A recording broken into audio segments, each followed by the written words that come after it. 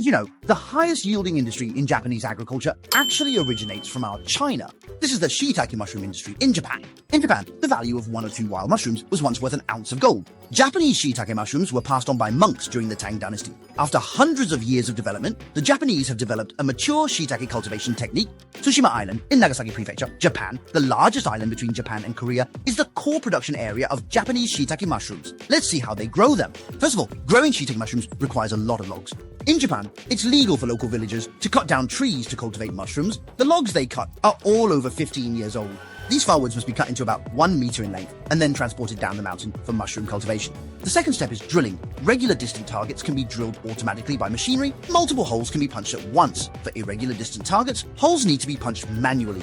The requirements for this hole are very strict. It must be of the same size and depth. Each figure needs to drill about 30 holes evenly. Then stuff the mushroom spores into each hole. The third step is to start the initial cultivation, soaking or spraying. The purpose is to promote the growth of the fungus and then move to the cool shed. Use 2 weeks for the initial stage. The fourth step is to move to the planting site. There are 2 types of environments for mushroom cultivation in Japan. One is outdoor cultivation, and the other is indoor greenhouse cultivation. Greenhouse cultivation can control temperature, humidity, and light. It's completely simulating the most suitable conditions for mushroom growth. Such cultivated mushrooms grow fast and can be harvested all year round. Their open-air cultivation still inherits the planting technique passed down from China's Tang dynasty, ancient style. It takes about 2 years to accept the natural rain and dew cultivation. This method of cultivation only nurtures each log once. After the nutrients are washed out, they are returned to the forest and back to nature. I want to highlight a few details. First, during the initial stage of cultivation, it's necessary to constantly hammer with a mallet. Each one has to be knocked about 10 times because such knocking can double the yield of mushrooms. Do you know why? In the comments below. The second is that the shiitake mushroom seeds will overturn the far-sighted after the mushroom bag comes out and change the direction of the far-sighted. There are also 2 ways to place the far-sighted. One is to place it vertically. Another type is horizontal. Shiitake mushrooms grown outdoors. To ensure the appearance of the product, Japanese farmers even put a cover on the shiitake.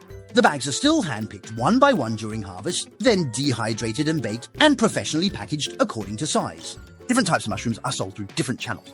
In Japan, these native mushrooms are even auctioned off. Once, a box of 8 mushrooms weighing 500 grams sold for 310,000 yen, about 15,000.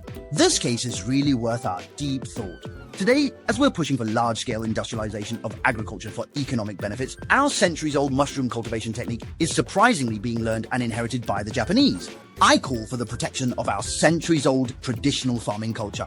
Also, I have 2 suggestions. The first is that every agricultural enterprise in each production area should reserve a piece of land to follow traditional farming practices. Not pursuing mass production is to let the world see what our agricultural production is like and can serve as a scientific research base for youth education. The second is my call for our internet short video platforms. Give more flow support and exposure opportunities to traditional farming farms. We have rural guardians, don't we? How about adding a guardian of farming civilization?